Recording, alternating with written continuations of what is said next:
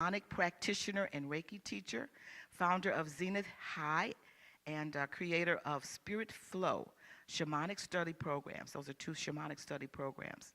She studied with unparalleled shamanic teachers in the United States for over 30 years.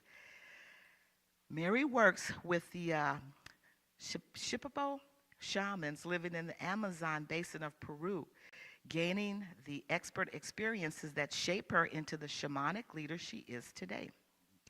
She holds a doctoral degree in psychology and is certified in health and wellness consultation. Her commitment to the environment, to animals, and the world is reflected in the work she did impacting policy and producing results that improved the lives of millions of people in the United States.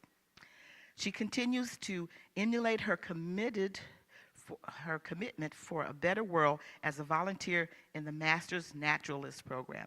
She's based out of St. Louis Park, Minneapolis. She travels extensively, partnering with other visionary leaders in the field to deliver life-changing shamanic experiences. Dr. Newstrom runs Zenith High Training and Wellness Center, and after her talk today, she'll lead us on a meditation. And if you want more information to be on her mailing list, she'll have some information in the garden room as well. So please help me welcome Dr. Mary Newstrom. Thank you. Thank you for that introduction. And thank you to Lake Harriet Spiritual Center for inviting me and having me here today. I am going to double check my phone too, and it's on. Okay. Each month, the center has different themes to address that the speakers are to incorporate. And this month was wise confidence. And as I was reflecting on wise confidence, my first thought was a life well lived produces wise confidence. The dictionary definition of wise, which is an adjective, means having or showing experience, knowledge, and good judgment. That's being wise. Well, confidence is the feeling or belief that one can rely on someone, firm trust, being confident in oneself. Today, what I want to do in my short time with you is weave my story and share with you how I've come into my own wise confidence. And then I'm going to end the story time with a guided meditation that I'm going to take you all through. So we're going to move relatively quickly, but we will be able to, I want to dive deeper into what's led me to shamanism, a little bit about what is shamanism, and have you experienced a little bit of what I share with my students. Now, as was mentioned, on the table here, I have a sign-up sheet for people who want to get on my newsletter. I have more information, and you can certainly reach out. So a little bit more about me. I grew up in a working blue-collar neighborhood in Crystal, Minnesota, not too far from here. And my parents were forged out of the Depression, so even though we might have come under more of a middle class, it was really a blue-collar working mentality that we had. But one thing and so we didn't have a lot of extras, but one thing my mother was very committed to was education and making sure that we could read, and really, so out of that, she made sure that we had the best education, but also access to the library system. One of my earliest memories is going to the library, and actually in Crystal was in a little strip mall. I can still remember it with my little library card, and being able to pick out what books I wanted to. So it opened up possibilities of faraway places and people very different to me. Possibly starting the process of gaining the wise confidence I have today. The books I picked out and read were a variety of different things, but the ones that piqued my interest would shape me into the person I am today. As I reflect, the act of allowing me that freedom of picking out the books that interested me started the wheel of time churning that's needed for life to think and reflect and to act, which ultimately leads to wise confidence. So wise confidence is a process of experiencing things and the ability to make decisions and ponder those decisions. Were they wise? What did I do? And as I reflect and ponder on that time, I realized the books that really caught my imagination, my curiosity, were the ones I read about different dimensions, faraway places, and different possibilities of reality. And this is the foundational aspect of shamanism, dimensional work. Of course, I didn't know it at that time. The books I were drawn to many were based on different realities, of reading about the possibilities of coexisting in different dimensions, different multiverses. And I'm not talking about science fiction, even though that was fun to watch on our black and white television back then. So you can see that I was developing my connection and knowledge and understanding back then of my profession today. Now, shamanism is the oldest spirituality on the face of the earth. It's been practiced everywhere and it has thrived around the world. And recently we've seen a resurgence in people interested in shamanism because it is nature-based. It's based with the idea that we're all interconnected to nature. And I think it's easy for us to feel like, oh, okay, we're interconnected. And then, with our pets are, yeah, I'm connected to them. But then expanding that to nature and trees and plants, and then everything. That's a key idea. Now, shamanism has no fixed dogma. It doesn't have any rules in the way that thou shalt not. So it's not a religion, but it definitely is a spirituality.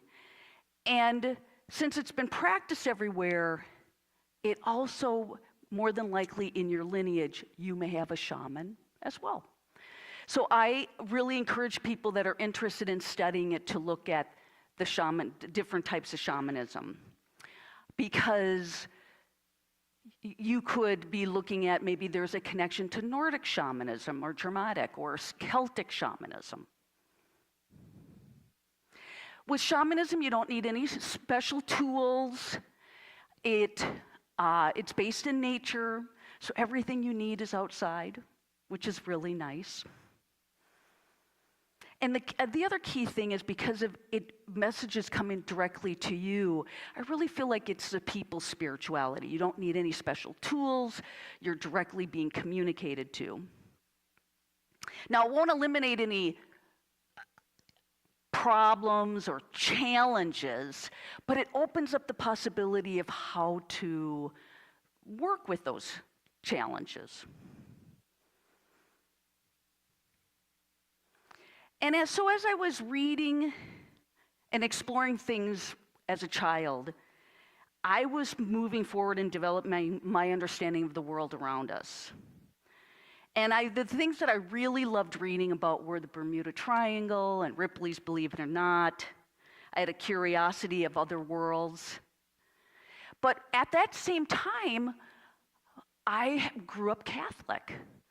And my parents sent my brother and I to a Catholic grade school, maybe less about the religion, even though my mom was Catholic, but more about the commitment to education. At that time, the general idea was the better education would be in the Catholic Church school system. And now, having an upbringing in a religion such as Catholicism, it did give me the foundation of examining who I was and where I stood in the world as it related to religion. So I'm reading all these different things. I'm having this very traditional education in Catholicism. It helped me develop at a very young age wise reflection. And I knew that Catholicism was not for me through that reflection. But I really loved the rituals, like we are here today. With it's Sunday, it's Easter, there's rituals around this that I really like and still like in the Catholic Church, but the dogma and all the other things that come along with it, of course, I do not like. But I did appreciate, as I look back at my upbringing, I do appreciate the foundational education that religion anchored me in, and where I was able to launch my search for spiritual meaning. In some ways, it was an initiation into a spiritual world made of beings from different dimensions, because, right, Jesus and Mary and all the disciples, yeah. It made me have a yearning to meet and work with guides, and in 1982, that's really where my path took off. I was a college kid at the University of Minnesota, going through normal, I think very normal college age stuff. And nowadays we might call it a dark night of the soul. Even though that term existed back then, we really didn't use it too much. And that just means, people are struggling. And technically it means you don't feel connection to spirit. Now, as I was going through it, of course, there wasn't much reflection as I look back. There's more. But so what was happening, I was struggling and being challenged. And so I started talking to my guardian angels. In shamanic terms, we call them spirit guides. Same thing. And I named my guardian angel Gabriel. And at that point, that tells me as I reflect back that, well, I must have felt like there was spirits around me, and I really called on them to give me strength. But this is what's really interesting is in a dream, my spirit guide, guardian angel, came to me, and actually, imagine this room outside, and it was very similar. I was in the audience, and it was me and him, no one else. By the way, the chairs were all those, folding ones that are metal. And we were waiting for, so this is a dream. We were waiting for a meditation workshop to start. And I still struggle with meditating. So back then, you can imagine I was like, why am I in this workshop? So it's me and then him, kitty corner one up. And he turns around and he starts talking to me in my dream. And he says, my name's Zenith. And he gives me a message. And the biggest point that I remembered was you need to work on your own things before you can help other people.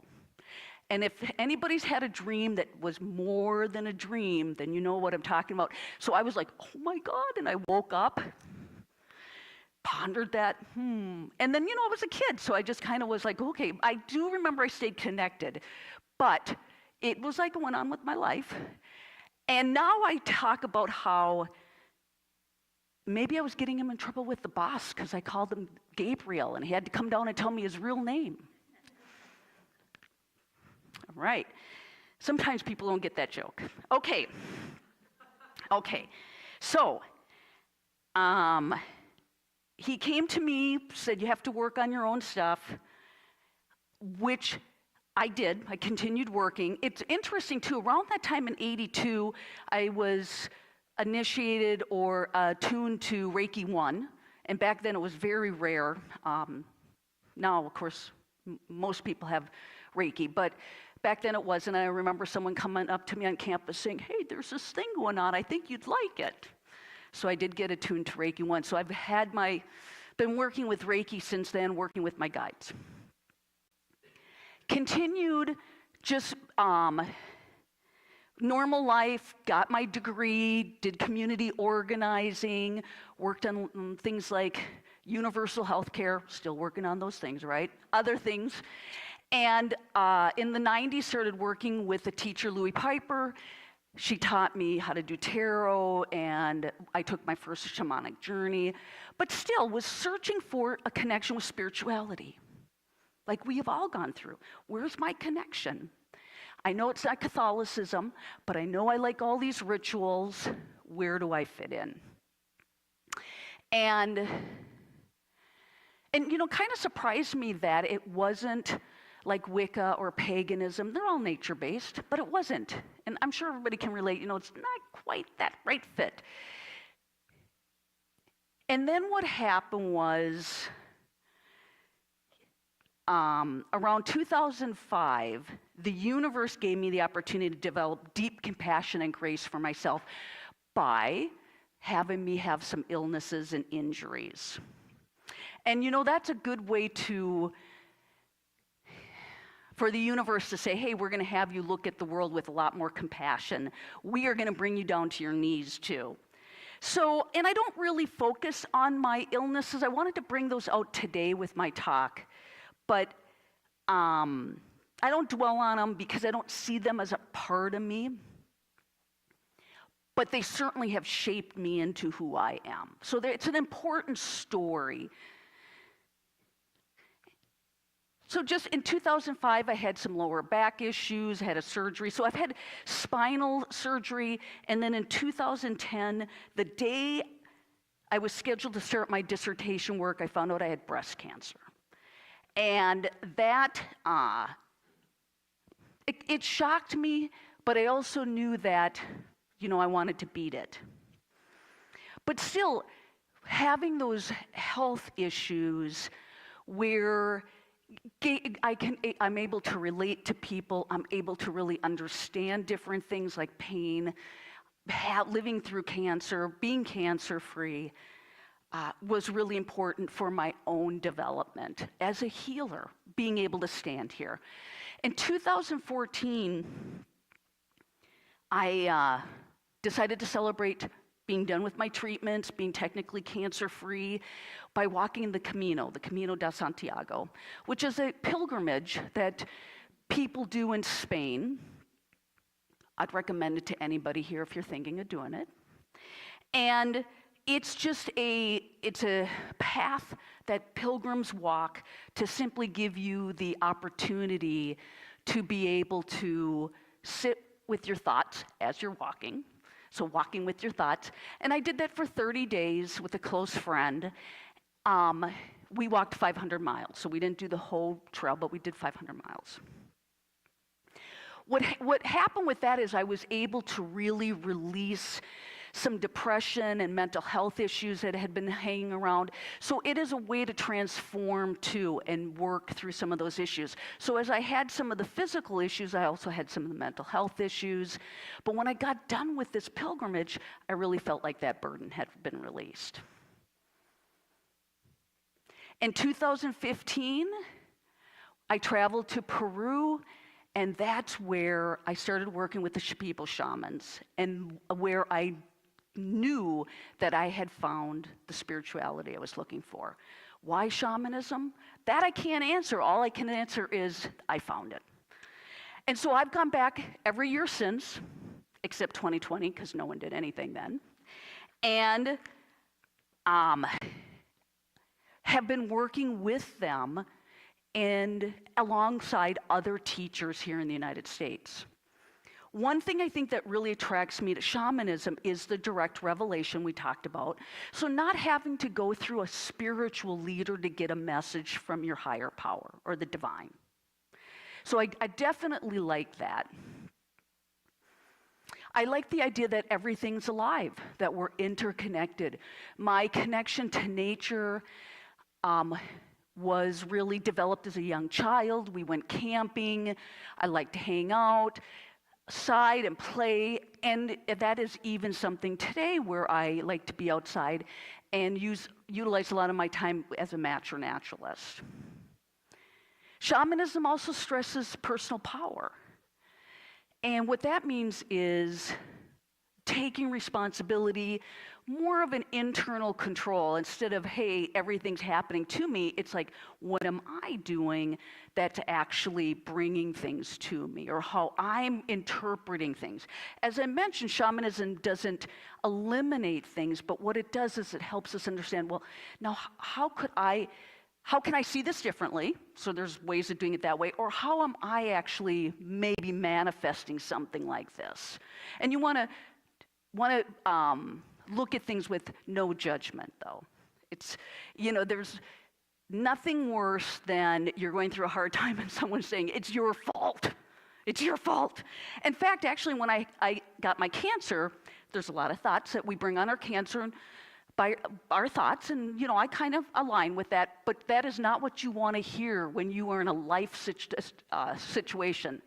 Someone saying, you brought this on yourself. Yeah, but I do have to say, I do believe in that. I just know it's not appropriate to bring it up. So, as we're evaluating things like, okay, what am I feeding? What you feed grows. Meaning, if your attention's here, that's what's going to grow, and you're going to miss all this other stuff. So shamanism really stresses that too. Okay, the one thing I really like about shamanism is we have a spiritual team around us. You all do right now. They're all waiting to meet you. They've already met you, but for you to acknowledge them, and maybe for some of you, you've already done that. So with shamanism, there's 3 dimensions. Are there probably more dimensions than this? Yes, but for foundational shamanism, there's 3. So there's the upper dimension. A good way to think about it is think heaven, Crystal City. When you journey up there, it'll become clearer. There's where we are. This is where the energy and spirits of like trees or plants is. And then there's what's considered the middle of the earth, the lower dimension, where our spirit animals are. Maybe a way to also think about it is Alice in Wonderland. Now, what did she fall through? Like a rabbit hole, right? Okay. That's a shamanic story going to the lower world. She dropped into the lower world. If you journey, yours will not be as crazy with big bunnies and what's running around. Mad Hatter, I guess, whatever. Jack and the Beanstalk is a shamanic story to the upper world because it goes up like a beanstalk, right? Okay. So there's a lot of shamanic stories out there. We just don't label them like that.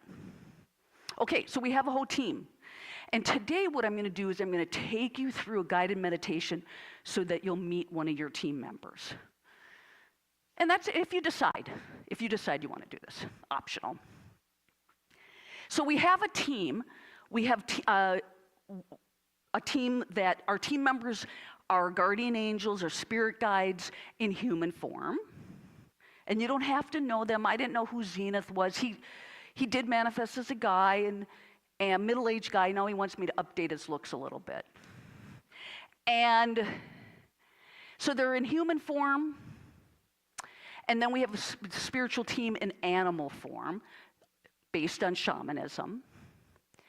And then also what I've noticed working with my students is that we, of course, have guides in plant form. So if you have an affinity, you really like some plants, or how about that favorite tree? It may be guiding you in many ways, okay? So you have this team that is surrounding you. Because we have free will, which another thing I like about shamanism, they can't help you unless you ask them. So we're all here and we can screw up as much as we want. But they really want to help you. So keep that in mind too, so that they can't step in. So you may be thinking, well, how come my guides don't help me? Because you might not be asking. Or maybe they're trying to help you and you're not hearing, right? I know when my guides have asked me to do a few things, when I was working with the shamans in Peru, in around, 2016, 17, my guides were whispering in my ear saying, go back to Minneapolis and start a healing practice. I'm like, oh no. Look at all you healers here. Why would I want to do the same thing everybody's doing in Minneapolis? That's how I acted. I was like, we have plenty. And when I said, okay, when they were like insistent, I said, well, how can I fill a niche or a need? And the response was, you'll hold cacao ceremonies. And so maybe some of you have seen that or even attended some of mine. So I went off and did that. I still do. That's one of my signature things that I do. And then time went on, and they were like really insistent, you need to come back and do guided meditations, do educational seminars, start your school. Spirit Flow is a shamanic study program that's actually a multi-year school, over 70 people involved, based out of St. Louis Park. And so I did that. And the need is so great. Or not need, we could argue that, but the desire is there too. So that's where more of a desire. I think that getting to know your spiritual team will help you immensely. So we're going to start in a few minutes, and I'm going to take you through a guided meditation. So we talked about the different dimensions. Okay. So Zenith, as you remember, his message to me was, you got to work on your own stuff. And that's what I did. I continued, and we obviously still do. I'm still working on my own stuff. But as we're working on our own stuff, we're able then to help other people. The guided meditation I'm going to take you through is based on what is called shamanically a spirit boat ceremony. Now, you might have read something about this, and I've really changed it a lot, but just to know that it's foundationally in that. I call it a magic carpet ride. And so the key to success is to really just listen to what I'm saying and try to get into it. So I'm going to say things like, oh, we're on our magic carpet. We can feel it little flapping. So you want to be like, ooh, but not too much. I don't want anybody getting sick. You'll even hear me say that, oh, not too much. And then I'm going to say, we're turning to the right, we're turning to the left. So and the way, what'll happen is spirit will come along, and it's going to take us into a different dimension. And we're going to land, we're going to go into a different dimension, we're going to land, so we're not flapping. And then I'm going to invite your spirit animal to come in. And like I said, this is optional. If you're like, I don't believe in spirit animals, I don't want to meet my spirit animal, it won't come in. But trust me, they're there, because they're all lined up now. And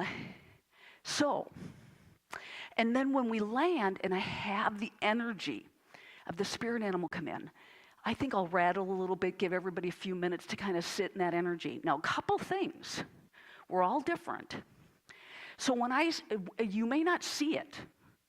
You may not see wolf or platypus standing right in front of you going, hello. But you know what? You may feel it. You may come back and go, oh, yes. I felt like it was an owl. Or I could hear it. Or I could smell it, right?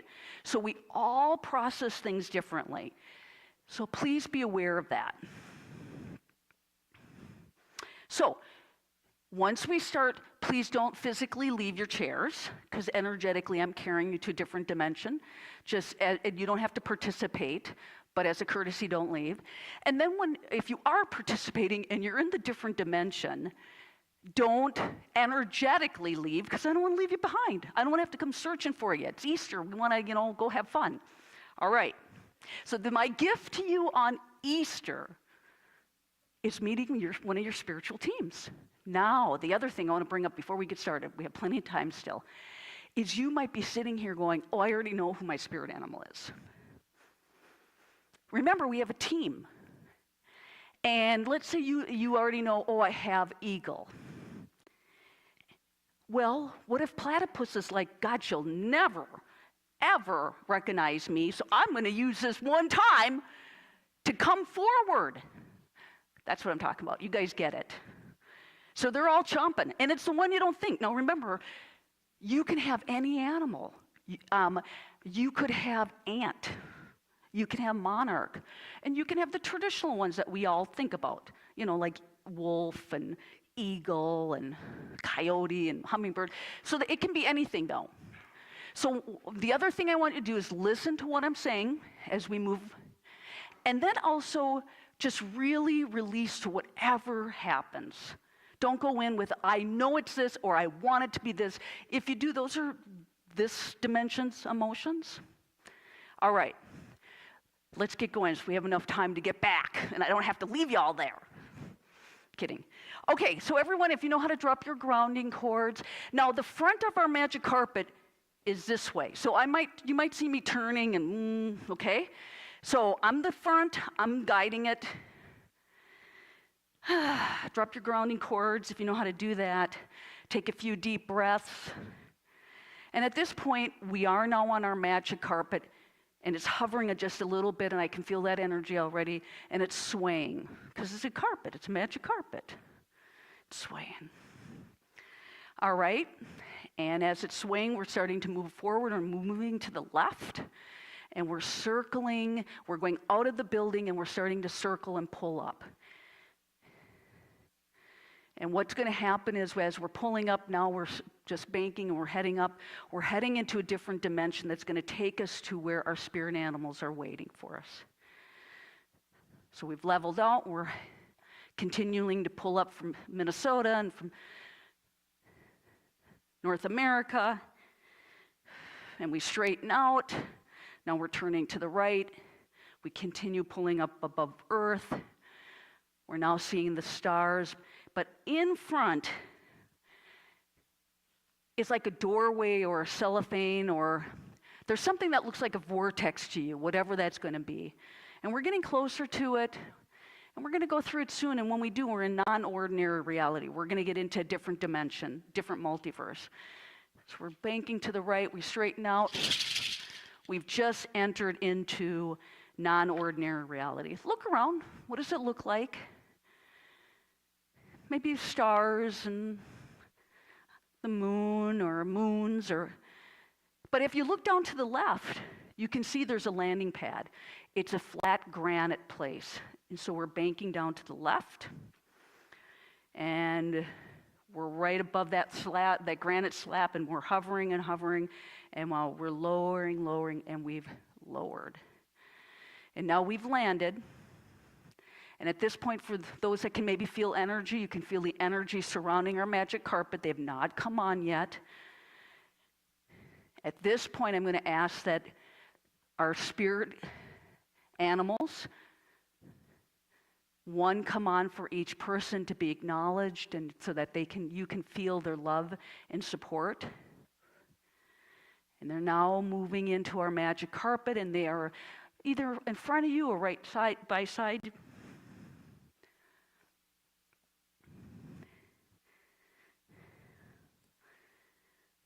Like I said, you might feel them, you might see them, or there may be a knowing.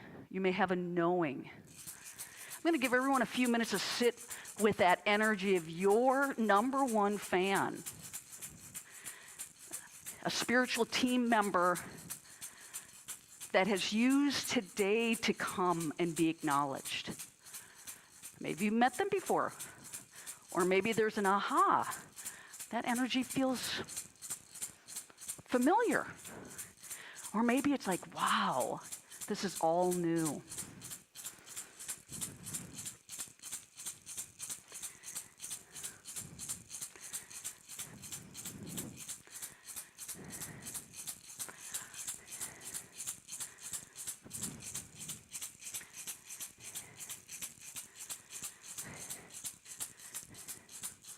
Feel that love in your heart. Are you feeling a healing? I'm going to ask that your guardian angel in the form of a spirit animal, please give us all a healing on this special day as we go forward.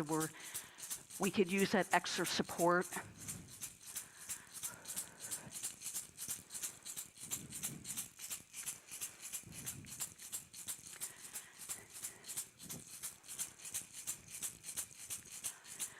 Is there anything you'd like to tell them? There's just another minute or two. Just relax into it. If you're not feeling anything, know they're there. If you are, just take it in.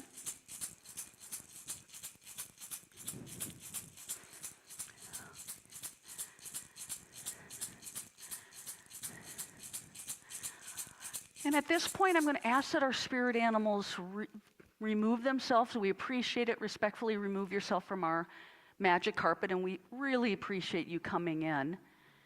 But I'm going to ask one more group to come in, a healed ancestor, or maybe a beloved pet that's departed, or a beloved friend that's healed,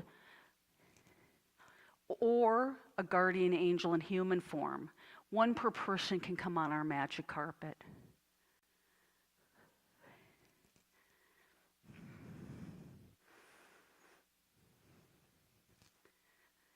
Are you feeling anything? Are you seeing anything?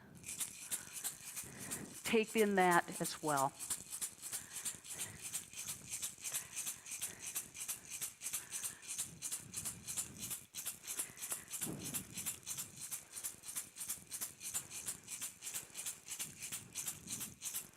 Are there messages you'd like to share with whoever's in front of you right now?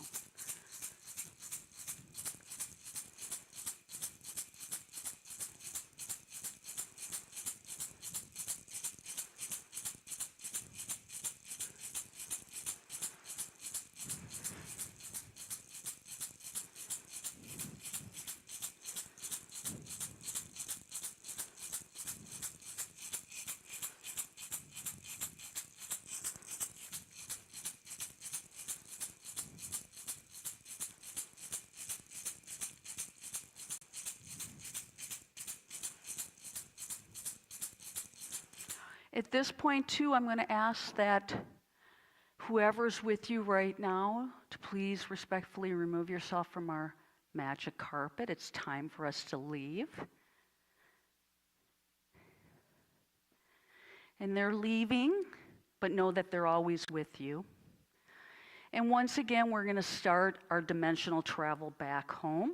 So our magic carpet is hovering a little bit above our granite slab. It's swaying a little bit, not too much. And as we're pulling away, we're now banking to the right. But as you look down, you may see energetically all the compassionate, loving souls that were with us. And we're starting to head home, so we're banking to the right and we're descending. And up in front is that vortex, that little cellophane, that little doorway that we recognize as the way back home. We've now passed through that. We're now back into ordinary reality, back into our dimension, our multiverse. And we're starting to gently just glide down. We're circling to the right, over North America, straightening out, heading down to Minnesota, circling to the left and gently coming through the doorway here at the center and hovering and lowering and lowering and lowering. And we've landed. Welcome back, everyone. Make sure you're fully disengaged from non-ordinary reality, further disengaged from non-ordinary reality, and fully disengaged from non-ordinary reality. You're all back in your bodies. We have a few minutes. I'd love to hear if whoever had experiences or if you have questions. What was your experience like?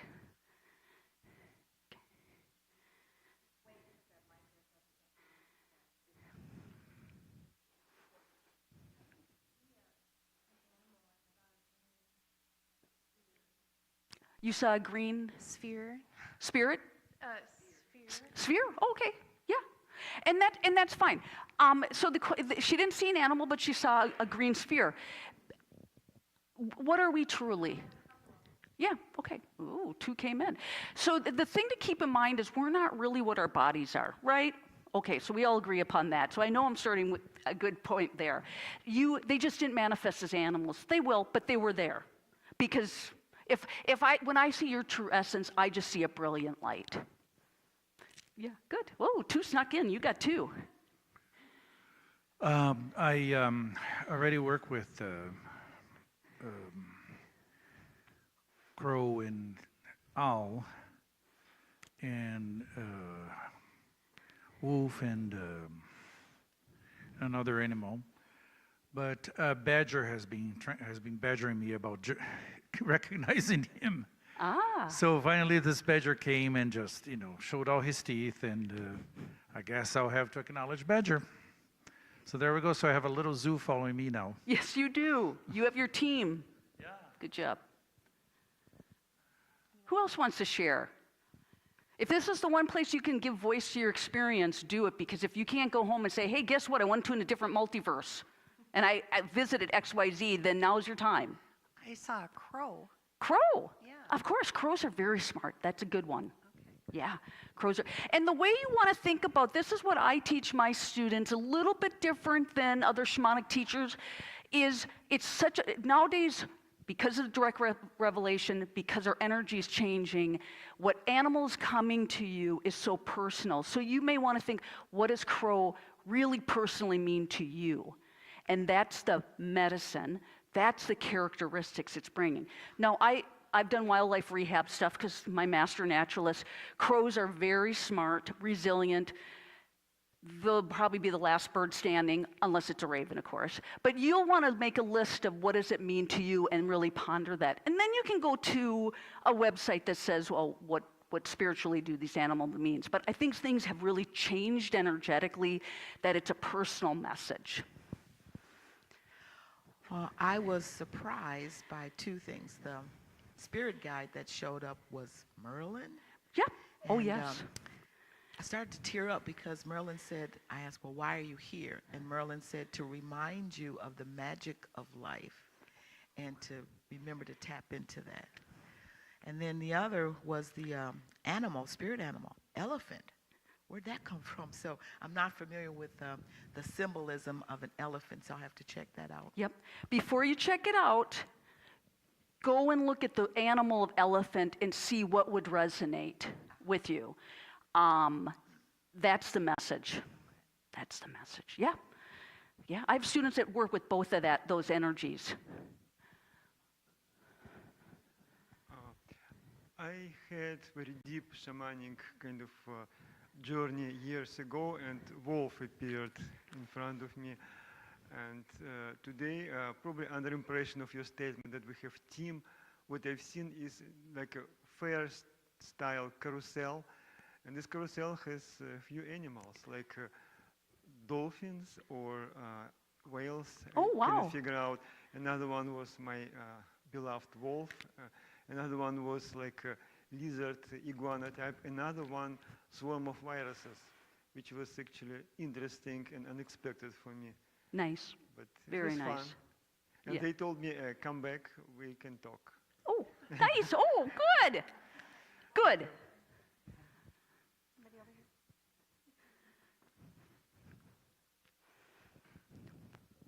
He was kind of shy, but a ram, I called him a goat. He didn't appreciate that. Oh. See, so- they correct it if they don't like it. He was very much Ram. a ram, yeah. And then my past beloved Romeo cat. Oh, Um, nice. so he's back with me. Thank you. Did anybody else have pets that came through? Okay, yep. I just started adding that, and I noticed that people have. Did anybody else have like an ancestor that maybe, mother or relative? Yeah, that happens too a lot. That's why I like to bring that up. We still have a few more minutes. Does anybody want to give voice to anything? Okay, well, I'll be here, but I'm gonna wrap up, and this was really a treat to be able to do it on this day. As you know, with my history being growing up Catholic, leaving that, and then really going into my spirituality of going into different dimensions. If this is something you enjoy, reach out. Yes? What's that? It just means a good way to think about it, you could do another universe or something that is different than from here. Sometimes when I use an analogy of like the middle world, different dimension is, we know that there's radio waves in here, right? We know that our phones have waves going into this. Well, we can't see them, so they're somewhere else. That's the same idea to think about with your spirit guides. They're in a different location that we can't see, but they're there with you. Yeah. Thank you so much. I've really enjoyed being here. Thank you for your attention, and thank you for taking the magic carpet ride with me.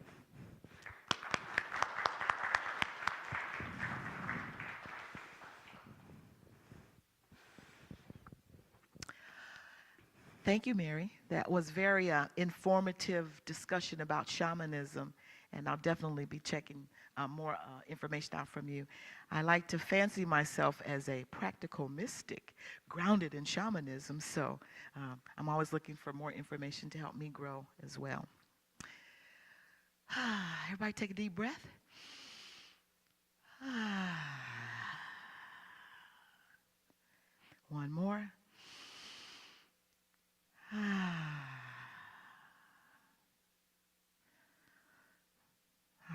I needed that to make sure that I was not still on the carpet ride. All right, so now is the time I'd like to turn my attention, or turn your attention to the offering for today. Lake Harriet Spiritual Community doesn't have any other source of income. We're solely funded by generous donations, and those donations help us keep the doors open, help us with the ability to create the space so that we can have events and wonderful speakers like Dr. Mary. So if you can give today, I'd appreciate it. If not, consider becoming a regular donor through our PayPal account, and you can find information on our website. So thank you for your donations. And Carol will do her best to pass the basket. Do you want some help? Through the looking glass into another world where all is still. Majestic silence calls me and I will walk on. Through the looking glass, reaching for a place my eyes can't see. Wandering in the nighttime where I'll be at dawn. Walking on and on through the green fields and the minefields to learn how love feels on this ocean. This mirror of my heart, the great devotion game. Beauty beckons like a pot of gold.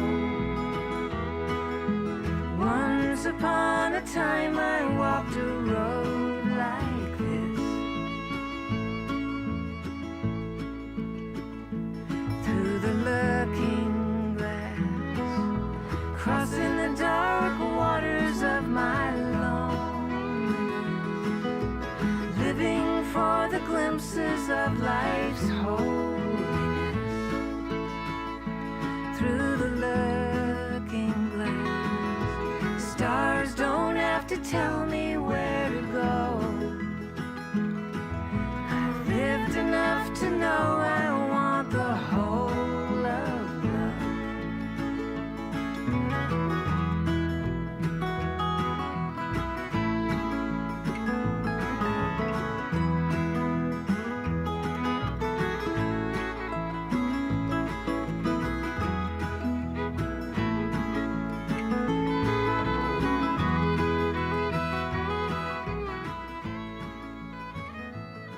Our music maestro, Gary.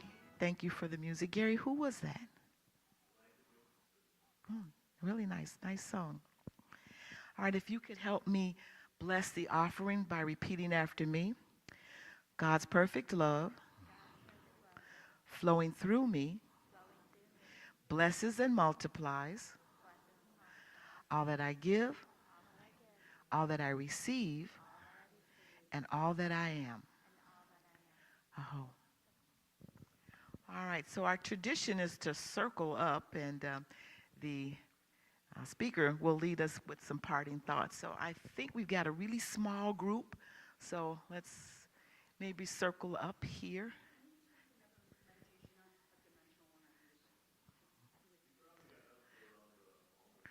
You think so? In the middle? Let's try it. Let's try it. I just realized there were more people showed up.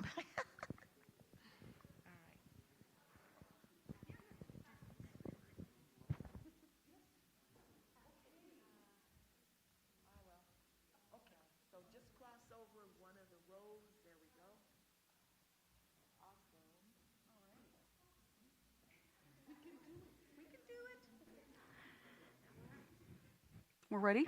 Yes.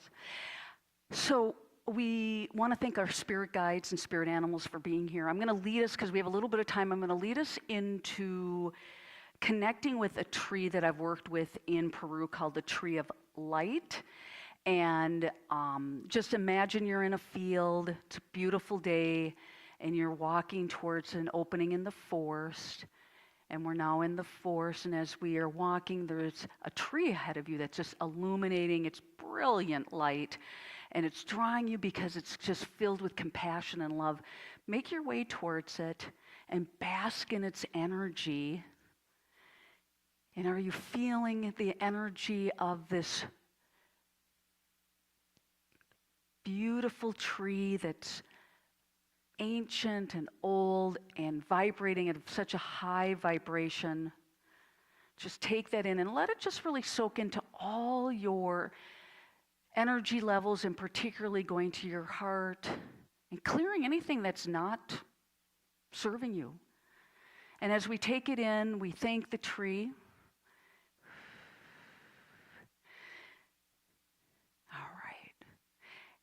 And so it's now time for us to leave. We've filled every part of us with this beautiful energy that's going to take us forward today and continue with healing us over the next few days. And we're making our way out from the forest, and we can hear the crunching of the twigs below our feet, maybe smell that evergreen and pine. And we're now back into our field.